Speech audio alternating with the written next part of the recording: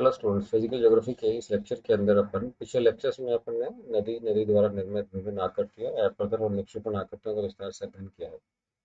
इस लेक्चर के अंदर बाह्य जो शक्ति है उसके अंदर हिमानी हिमानी के कार्य और हिमानी के वही तो प्रोसेस रहेगा कि अपर्दन से निर्मित हिमानी तीन कार्य वही करती है सीधे और रिवर की तरह पदार्थ का अपर्दन करती है, उसका परिवहन करती है और उसका निक्षेपण करती है। तो अपर्दन से निर्मित कुछ आकृतियां बनती हैं और विक्षेपण से निर्मित विभिन्न आकृतियों का निर्माण देखने को मिलता है।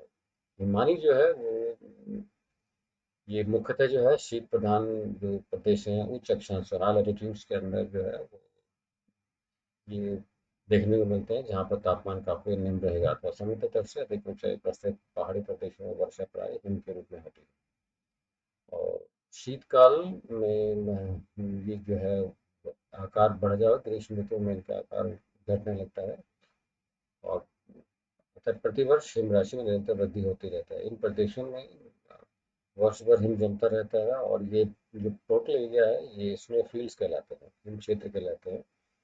प्रोफेसर सेल्सबरी और चैम्बरलिन अपने डिस्क्राइब किया था दोनों विद्वानों के बाद में। उन्होंने भूमंडल के विशिष्ट ऐसे हिम क्षेत्रों में लगभग 41 लाख घन किलोमीटर हिम संचित है। यदि यह समस्त राशि पिघल जाए तो समुद्र का तल जो है वर्तमान में लगभग 27 मीटर ऊंचा उठ जाएगा।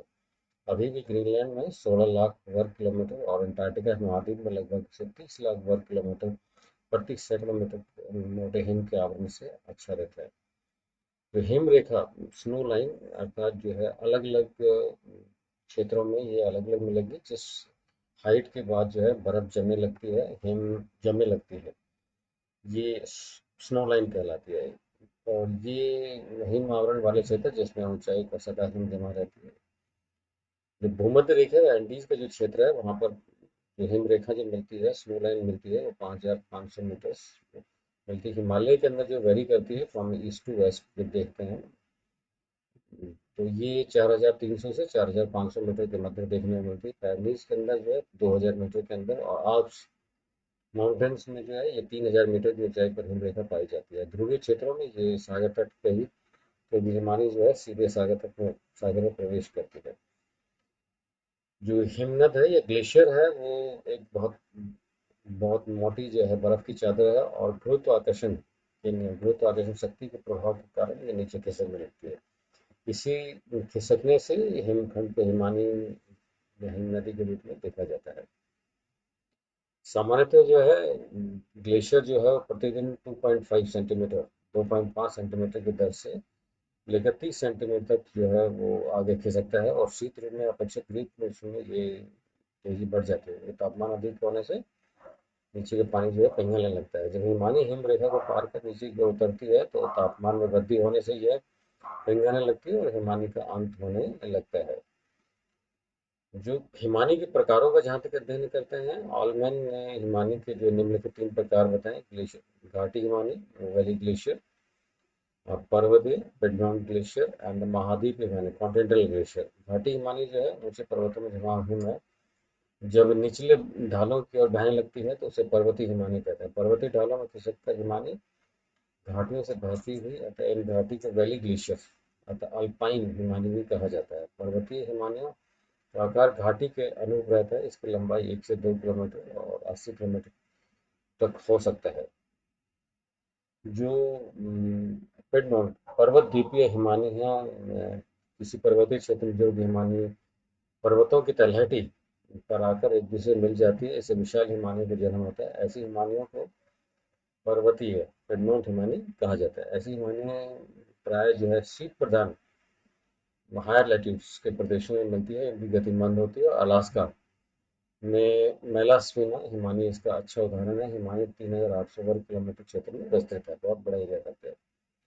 और महाद्वीपीय हिमानी जो सबसे अधिक विस्तार जो रखती है और ये उच्च अक्षांशों के अंदर भी पूरे पूरे महाद्वीप पर हिम आच्छादित रहता है। उनका आकार काफी बड़ा है, देखने को मिलता है। ग्रीनलैंड उदाहरण के लिए ग्रीनलैंड की हिमानी जो है वो बहुत विस्तृत क्षेत्र 18 लाख वर्ग किलोमीटर क्षेत्र में विस्तृत है। और प्लेस्टोसीन हिमयुग में आज से लगभग 10 लाख वर्ष पूर्व उत्तरी अमेरिका के उत्तरी भाग में उत्तर पश्चिमी यूरोप में गतिशील महाद्वीप हिमानियों का काफी बड़ा क्षेत्र विस्तार था। जहाँ तक हिमानी का जो है वो अपने मार्ग में जो पड़ने वाले पदार्थ का अपरदन करती है, और अपरदन के कारण जो है विभिन्न आकृतियों का निर्माण देखने को मिलता है। अपन ने पहले डिस्कस किया हुआ है कि हिमानी जो है वो दो कार्य करती है। एक करती है उत्पाटन, बुक से मिलेगा उत्खनन या प्लगिंग, और दूसरा मिलती है घर्षण की क्रिया, जिसके कारण जो है ये अपरदन की क्रिया संपन्न होती है। और ये दोनों क्रियाएं जो हैं वो हिमानी जो है अपनी सागर तली, अपनी तल, उसके तल पर पाए जाने वाले पदार्थ को हिम जो है उखाड़ देता है और उखाड़ कर स्थानांतरित करता है। और जो बहता हुआ पदार्थ है वो घर्षण क्रिया के कारण भी उस पदार्थ को खंडित करने लगता है। तो हिम के जमने और पिघलने से होने वाली इस अपरदन क्रिया को जो है नेविएशन की क्रिया भी कहा जाता है। जो हिमानी का अधिकांश जो अपरदन कार्य जो है वो घर्षण क्रिया के कारण होता है। जो हमने डिस्कस किया था कि ये पदार्थ जो है, बहता हुआ पदार्थ जो है दूसरे पदार्थ को तोड़ता है, खंडित करता है, और बहता पदार्थ आपस में भी खंडित होकर महीन पदार्थ में परिवर्तित हो जाता है, तो सनी घर्षण के रूप में हम देखते हैं। और दूसरा जो अपने जिसके आता है कि उत्पाटन प्लकिंग के द्वारा जो है जो हिमानी जो है आगे बढ़ती है। हिमानी का अपरदन कार्य जो है वो मुख्यतः तीन चार चीज़ों पर निर्भर करता है। पहला है कि हिमानी की मोटाई, जो बर्फ जो है उसका कितना मोटाई में वो मात्रा है वो उस पर निर्भर करेगा, क्योंकि उसी का दबाव जो है नीचे की चट्टानों पर देखने को मिलता है। दूसरा है हिमानी के मार्ग में पड़ने वाले जो चट्टानें किस प्रकार की है, शिलाखंड किस प्रकार के हैं, कठोर है या मुलायम है, वो अपरदन की मात्रा उन पर निर्भर करेगा। और हिमानी का वेग ये स्लोप ग्रेडियंट में आता है कि पहाड़ी भागों में स्लोप ग्रेडियंट कितना है। अगर वेग स्लोप ग्रेडियंट तीव्र होगा तो हिमानी तेजी से नीचे की ओर प्रवाहित करेगी। और हिमानी की सतह में जो हिमो मोरेन्स की मात्रा जो है कितनी किस रूप में जमने लगती है। आकृतियों का जो है यू शेप वैली सबसे पहली महत्वपूर्ण है, और इसी यू शेप वैली के अंदर लटकते हुए जाते हैं हैंगिंग वैलीज। सर्क का डिस्क्राइब करेंगे। सर्क है, टारन है, नाटक है, कॉल है, क्रैग इन द टेल है, श्रृंगन पुछ है, दोनों का मिश्ल है, फ्यूर्स में ये अपरदन से निर्मित महत्वपूर्ण आकृति हैं। पहला है यूशे वैली। अपने नदी द्वारा विभिन्न आकृतियों का है कि नदी जो है अपनी प्रारंभिक अवस्था के अंदर घाटी के अंदर भी आकार की घाटी का निर्माण करती है। हिमानी जो है कि अपनी तली को अधिक गहरा करती है और किनारों की ओर भी अपरदन करता है, जो वी आकार की घाटी को यू घाटी में परिवर्तित करती है। तो ये सबसे महत्वपूर्ण और पहली आकृति है जो हिमानी निर्माण करती है। और मुख्य जो घाटी है वो चौड़ाई बढ़ने लगती है, तो आसपास के जो छोटी घाटियां हैं जो मुख्य हिमानी मार्ग गिरती हैं उनका भी विस्तार होने लगता है, और वो उसके अनुरूप इनका विस्तार कम होने के कारण वे हैंगिंग वेल लटकती हुई घाटी के तौर पर देखने को मिलते हैं। और इस प्रकार की घाटियां स्विट्जरलैंड, नॉर्वे और अलास्का ये जो क्षेत्र है वहाँ अधिक देखने को मिलती है। डायग्राम के अंदर देख सकते हैं आप यूशियर वैली, और यूशियर मुख्य घाटी के अंदर जो है आसपास की घाटियां जो है गिरने लगती है, क्योंकि मुख्य घाटी का विस्तार अधिक मिलता है और छोटी घाटियों का विस्तार कम होता है, तो वो मुख्य घाटी में आकर गिरती हैं। हिमानी द्वारा एक सबसे महत्वपूर्ण आकृति जो बनती है वो सर्प है। ये सबसे महत्वपूर्ण आकृति है। इससे काफी सारी दूसरी आकृतियां हैं। हिमानी का ये सर्प जो है वो सलाइके आराम कुर्सी एम्पी थिएटर चेयर की भांति है, और ये हिमानी के ऊपर वाले भागों के अंदर एक आराम कुर्सी नुमा आकृति बने लगती है। उसके अंदर हिमानी जो है वो पीछे की तरफ से अपतन करने लगती है, और ये गड्ढे नुमा आकृति बनती है। इन गड्ढों में ग्रीष्म ऋतु के अंदर जो पानी भर जाता है तो एक महत्वपूर्ण आकर बनती है टार लेक्स बनती है। ये ऑब्जेक्टिव क्वेश्चन एग्जामिनेशन में बनता है इसका। सर कब देखा था कि हिमालय एक पहाड़ी के किसी भी किनारे पर जो है सर्प आकृति बनती है, और सर्प जो है पीछे की तरफ पहाड़ी के पीछे की तरफ अपरदन करता है, और अपरदन के कारण उसका आकार धीरे धीरे धीरे बढ़ने लगता है। किसी भी पहाड़ी के दो किनारों पर या चारों किनारों पर यह आकृति निर्माण हो सकती है, और सर्प के पीछे की तरफ खिसकने के कारण दूसरी आकृतियों का निर्माण भी देखने को मिलता है। उदाहरण के लिए एरट फिक्स्ड घटक, जब दो सर्प जो है पीछे की तरफ खींचते हैं तो मध्य के दोनों सर्प के मध्य का भाग जो है काफी तीक्ष्ण हो जाता है, और ये जो नुकीला जो पहाड़ी वाला भाग है ये कहलाता है एरिड कहलाता है, या तीक्ष्ण कटक कहते हैं। पर्वतीय भागों में मैंने कहा कि जो सर्ग जो है दोनों तरफ अगर विकसित होते हैं तो वो पीछे की तरफ खिसकने के कारण मध्य का भाग काफी नुकीला हो जाता है। एक अगली महत्वपूर्ण आंकड़नी हॉर्न या ग्रीष्म। जब किसी पहाड़ी के चारों मोड़ों पर, चारों तरफ जो है अगर सर्प विकसित हो जाते हैं तो वो चारों की तरफ पीछे की तरफ हटने लगते हैं, और जब पीछे हटते हैं तो मध्य में एक नुकीली चोटी विकसित हो जाती है जिसे हॉर्न या ग्रीष्म कहा जाता है। जो कॉल या दर्रा है, जब दो श्रृंग जो सर्ग जो है पीछे की तरफ खिसकते हैं और मध्य का नुकीला भाग कभी कभी गिर जाता है, टूट जाता है दोनों सर्पों के एक दूसरे की तरफ समीप होने के कारण, तो मध्य में एक मार्ग विकसित हो जाता है, उसे दर्रा या कॉल कहा जाता है। तो सभी आकृतियां जो हैं ये सभी सर्क से ही संबंधित हैं। डायग्राम में देख सकते हैं, हॉर्न जो है आर्ट है, सर्क के अंदर पानी भरने की ऋतु में तो लेक का निर्माण होगा, टॉरल लेक्स का निर्माण होगा, हॉर्न्स का सर्क है।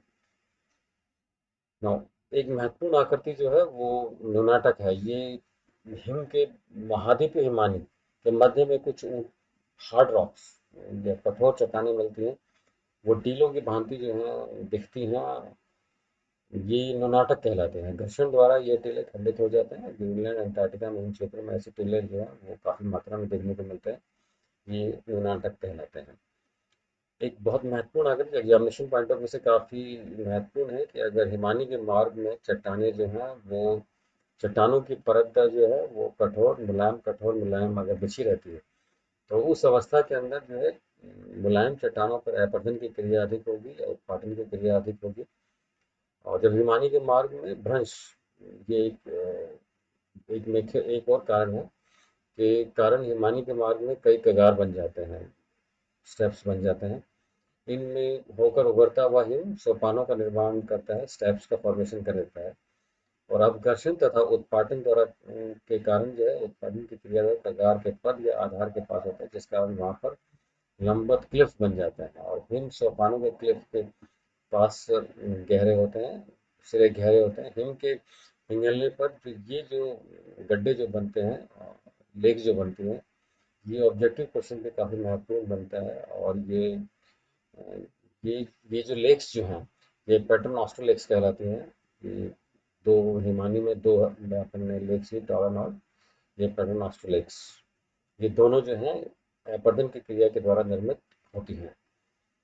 एक महत्वपूर्ण आकृति जो बनती है that is a crag in the tail, कि हिमानी के मार्ग में जब हिमानी का प्रवाह है और उसके मार्ग में कोई कठोर चट्टान होते हैं जिनसे आगे की ओर बढ़ती है, जिससे हिम चादर के मार्ग में कोई शैलपुंज जो मैंने डिस्कस किया था व्यवस्थित होता है, तो अपने प्रति पवन दिशा लीवर्ड साइड में स्थित अधिक कोमल शैलों को अपरदित होने से बचा देती है।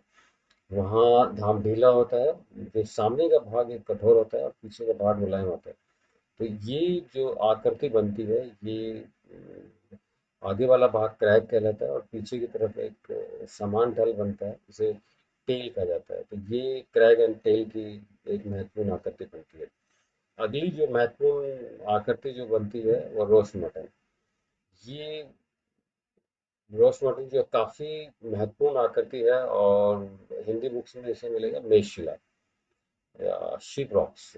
हिमानी के कि ये अपरदन के द्वारा मुक्त शिलाखंडों और शिलों के घिसने द्वारा और उन्हें उखाड़ने, अलग अलग कर देने से, दूर हटा देने से मार्ग की समतल और उबड़ खाबड़ सभी शैलें इनकी रगड़ से घिसकर चिकनी हो जाती हैं। इस प्रकार से घिसी हुई शैलों का एक रूप विचित्र हो जाता है। इसे फ्रेंच भाषा में जो है रॉश मॉडल कहते हैं। इनका आकार भेड़ों की पीठ की तरह होता है। इनमें पिछले भाग का ढाल मंद और अगले भाग का जो किनारा तेज होता है। अगला भाग किनारों में टूट फूटने के कारण जो है सीढ़ीनुमा आकृति का निर्माण देखने को मिलता है।